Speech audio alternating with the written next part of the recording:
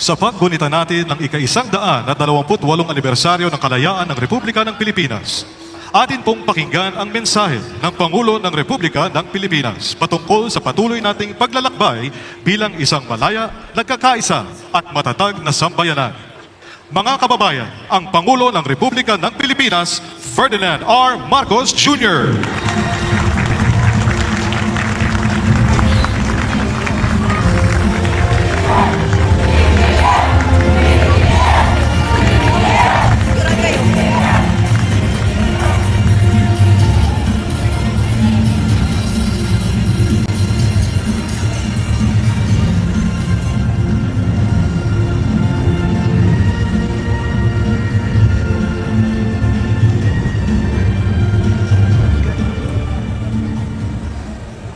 House Speaker Faustino D.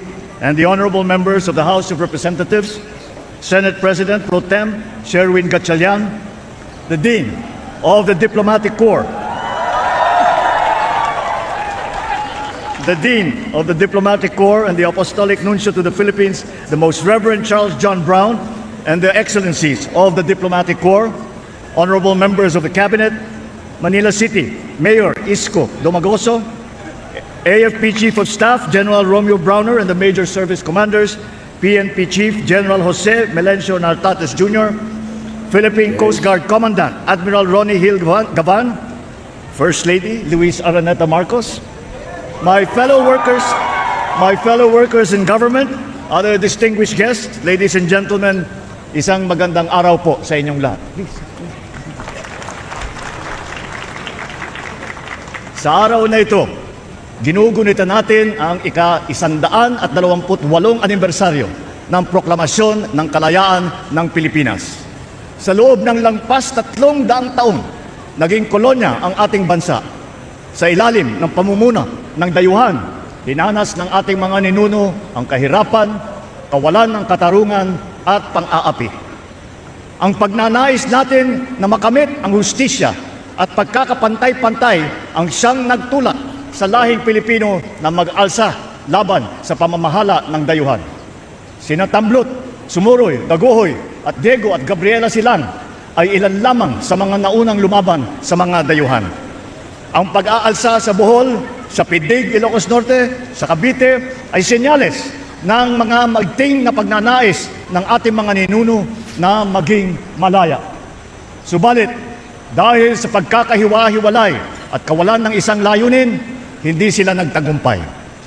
Sa ilalim ng katipunan, nagawa ni Gat Andres Bonifacio at ng mga katipunero na pag-isahin ang bayan tungo sa isang adhikain at isang laban.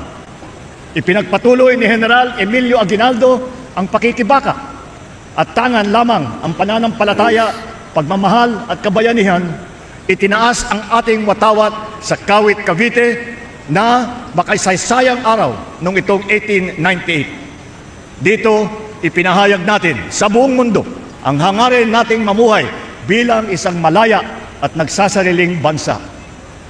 Mula sa araw na yun, itinatag natin ang Republika ng Pilipinas. Naitayo natin ang mga institusyon na nagsisilbi sa mamamayan at nabigyan tayo ng pagkakataon hubugin ang ating kinabukasan. Matapos ang mahigit 1 siglo mula nang makamit natin ang kalayaan, ano na ang nagawa natin sa kalayaang kanilang ipinaglaban? Sapagkat hindi sapat na lingunin lamang natin ang nakaraan, kailangan magsilbing pundasyon ang mga aral nito sa ating kasalukuyan at sa ating kinabukasan. Ang ating kasaysayan ay nagturo sa atin na sa pagkakaisa lamang makakamit ang kasarilinan. Na ang tunay na mga pinuno ay yaong nagsasakripisyo ng sariling interes para sa ikabubuti ng bayan. Na ang kalayaan ay dapat na inaalagaan. Gamitin natin ang mga aral na ito upang mapaunlad ang ating bansa at mapalawig ang ating kasarilinan. Maraming hamon sa ating kalayaan at kaunlaran. Nandyan ang mga katiwalian, pagkakakanya-kanya at kahirapan. Nandyan din ang mga pandaigdig na kaganapan at banta ng tinatawag na climate change at kalikasan. Ngunit sa kabila ng mga ito, nananatili ang aking paniniwala at pag-asa sa galing, sipag at kabutihan ng ating lahi ng lahing Pilipino. Sa maraming pagkakataon na ipakita natin ang ating kakayahan na manindigan para sa tama, na magmalasakit sa kapwa, na bumangon sa harap ng pagsubok. Lalo na sa panahon ng kalamidad, na ipapakita natin ang ating pagkakaisa, pagtutulungan at ang ating malasakit. Sa bawat Pilipino, ito ang aking panawagan. Huwag po tayong mapagod na mahalin, piliin at ipaglaban ang Pilipinas. Ipalalim natin ang ating kamalayan, maging mapanuri sa katotohanan. Gamitin natin sa tama ang ating kakayahan, hindi sa masama. Lumaban ng patas sa araw-araw, huwag pagsamantalahan ang pinagpaguran ng iba.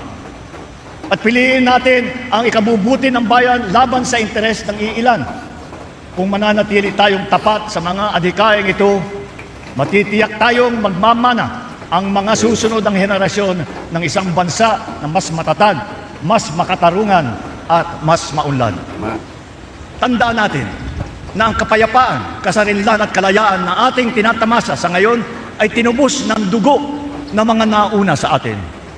Naway magsilbing bigkis ang ating bandila, ang ating pambansang awit at ang ating pagka-Pilipino sa pagbuo ng isang bagong Pilipinas. Maraming salamat po. Mabuhay ang ating mga bayani. Mabuhay ang sambayanang Pilipino. Mabuhay ang Republika ng Pilipinas. Muli, ang Pangulo ng Republika ng Pilipinas, Ferdinand R. Marcos Jr.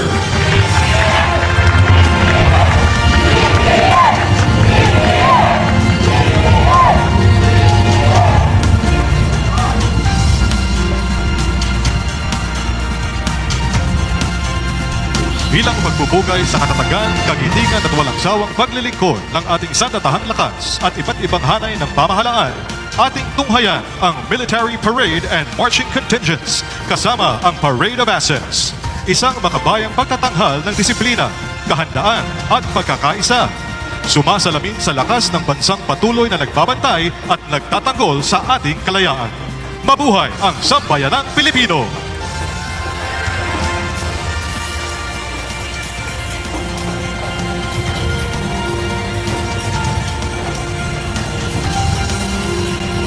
Isang mapagpalang umaga ang aming hatid na pagbati sa inyong lahat, mga minamahal naming kababayan at panauhin. Kami mula sa Sandatahang Lakas ng Pilipinas ay nakikisa sa ating 128 taong anibersaryo ng ating kasarinlan. Taong 1978 ay 12 ng Hunyo nang mamalas ang kauna-unahang deklarasyon ng kasarinlan ng ating bansang Pilipinas sa Kawit, Cavite. Naiwagayway ni General Aguinaldo sa pagkakataong iyon ang watawat ng Pilipinas, kasabayang pagtugtog ng lupang hinirang na nagsilbing hudyat sa pagsisimula ng isang malayang republika. Isa sa kauna-unahang republika sa Asya at patuloy na pinapatnubayan ng poong may kapal. Ating tunghayan ang paradang sumasagisag sa ebolusyon ng isang malayang bansang Pilipinas bilang pagpapahalaga at pagbibigay parangal sa dakilang araw na ito. Narito po ang ating men in uniform personnel.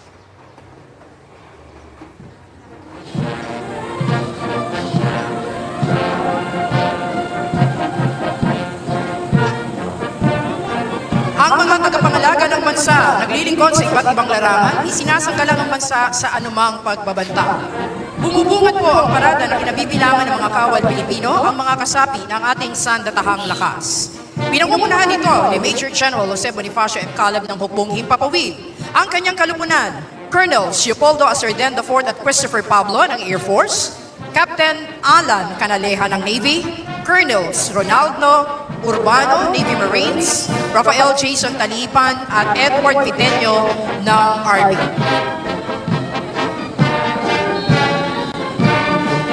Mangyaring magsitayo ang lahat sa pagdating ng watawat ng Pilipinas.